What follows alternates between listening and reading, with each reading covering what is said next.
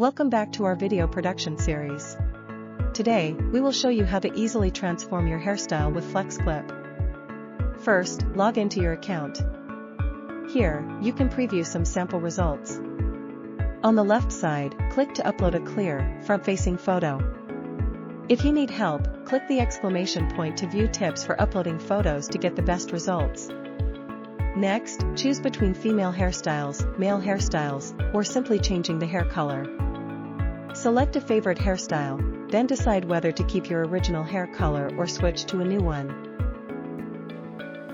Click Generate. In just a few seconds, you'll have a brand new look. Compare the result with the original one. You can download your photo directly. Click this photo to check the details, share it on Facebook and Twitter, or send it to others using a link. In History, you can download, delete, or further edit multiple photos at once. That's all for today's tutorial. Stay tuned for more video production tips in our series.